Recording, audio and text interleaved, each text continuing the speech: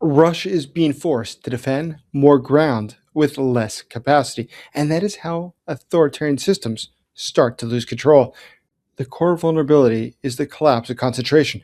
The Kremlin cannot keep power, money, and force stacked at the center under sustained pressure. And when concentration breaks, response times lengthen, redundancy disappears, and coercion stops arriving on schedule. And that is when the state begins losing territory in function first, and then in terms of geography.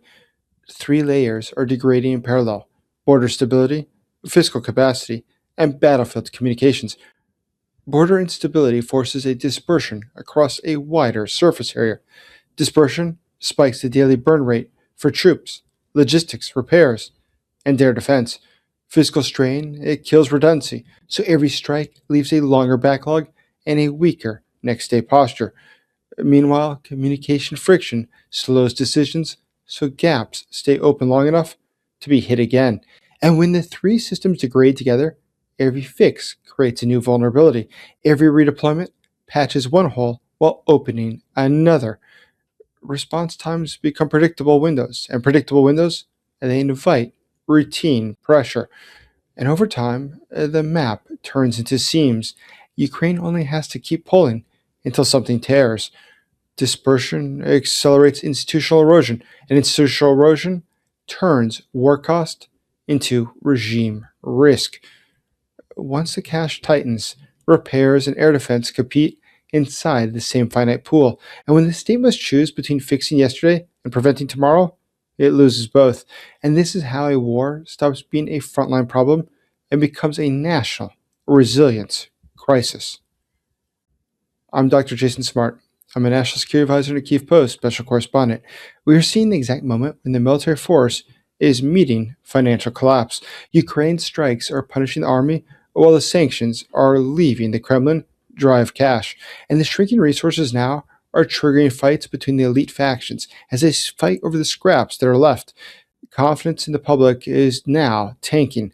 They realize there's something going very wrong because the officials keep telling them these fairy tales, everything's okay, but they can see the mathematical evidence for themselves.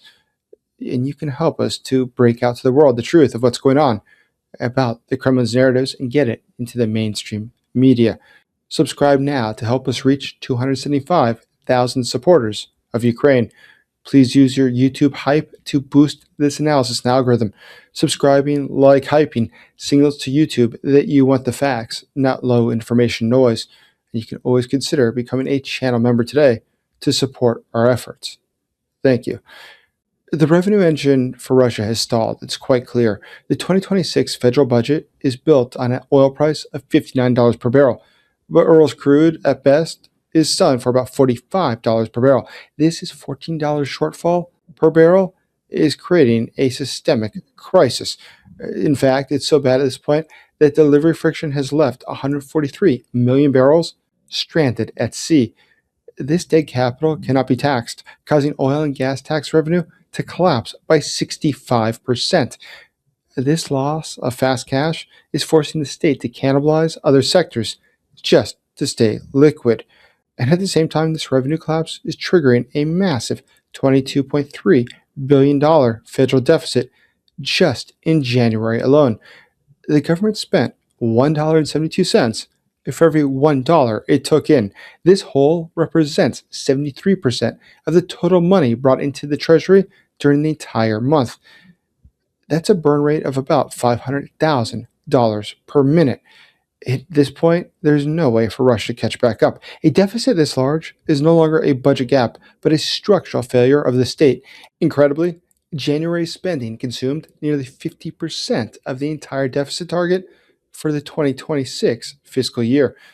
By losing half of its annual buffer in just 1 month, the Kremlin has lost all fiscal agility. With the annual plan effectively ruined by February, there is no margin for further shocks. The state must now choose between hyperinflationary money printing or mass asset seizures.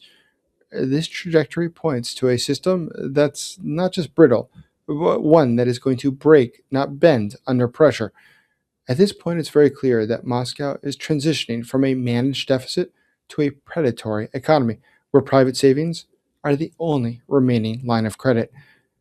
A state, though, that is forced to start going through people's bank accounts, to start emptying them out to pay for a very unpopular war, is not a state that's very stable. It's one that is putting at risk its entire regime. But there's another problem that Russia is facing right now. The system's failure accelerates when the rear demands frontline assets. And today in Russia, we are seeing that. Look at the situation in Belgorod. There's 220,000 people in Belgorod, Russia, who have lost electricity. They've lost heating. They've lost water. And what's incredible about that is that it's negative 19 degrees Celsius, about negative 2 degrees Fahrenheit. Russia could do more to help those people, and they need the city of Belgorod. Belgorod's important for planning the war against Ukraine. But Russia really can't afford to help them more, and Russia cannot help the front lines more. That's because they lack S-400s and Pantsers.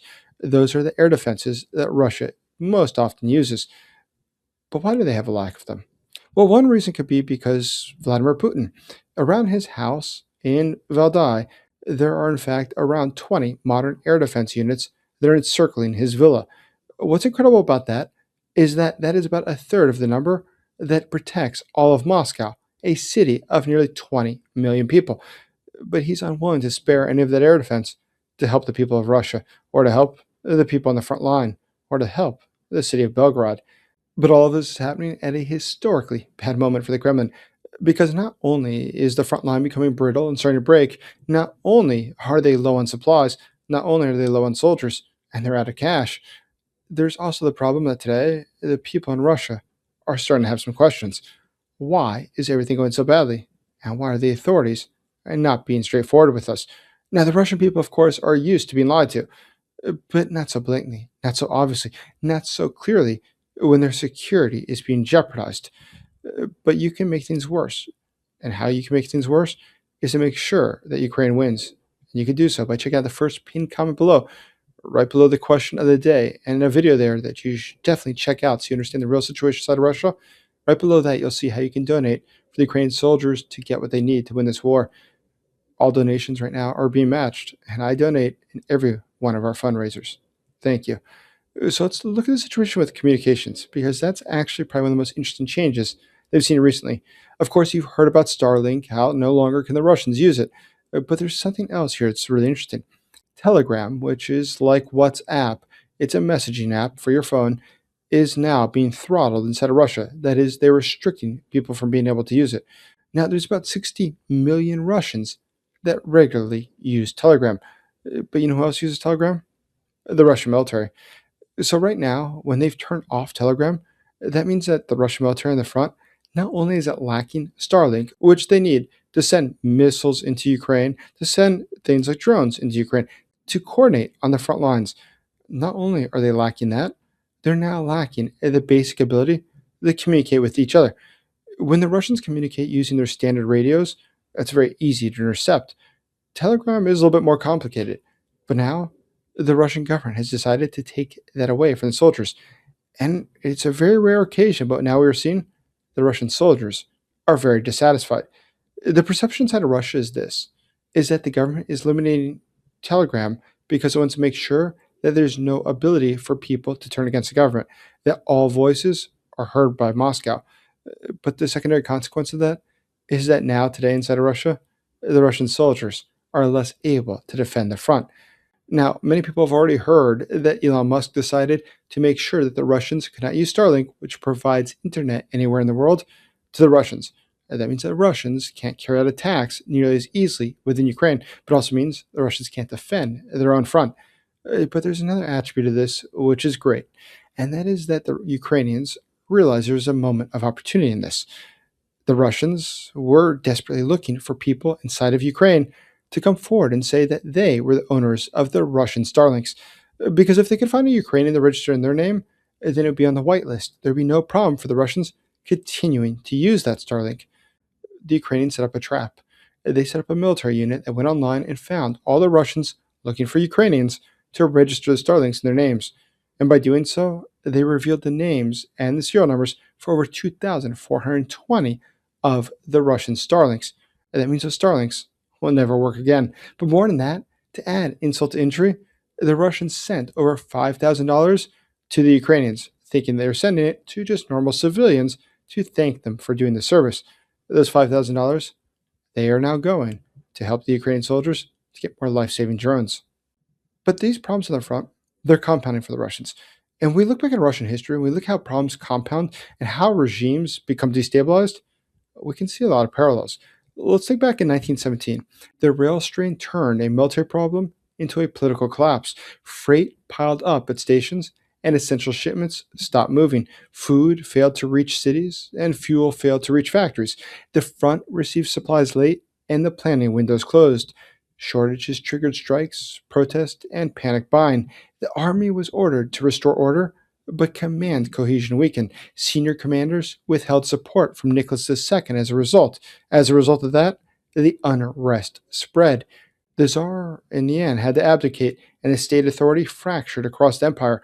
But after February 1917, discipline weakened and political agitation spread within the military units.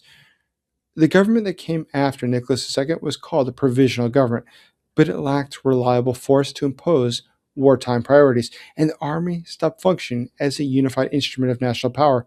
And by late 1917, the Imperial Army dissolved into rival armed formations. That might seem far off, but Russia is much closer than you might think. What we see today is very simple. The same logic of 1917 works today. When routes are threatened, supply schedules slip and combat tempo slows. Convoys reroute to reduce exposure and distances quietly expand. Longer routes burn more fuel and increase vehicle wear. When communication, though, fails, that's something very bad, because at that point, it turns into a complex situation. At that point, the army is truly lost. With more targets to guard and less money to guard them, the system begins to break. And today in Russia, that system is reaching the breaking point. Check out this video to see why. As always, thank you for supporting Ukraine.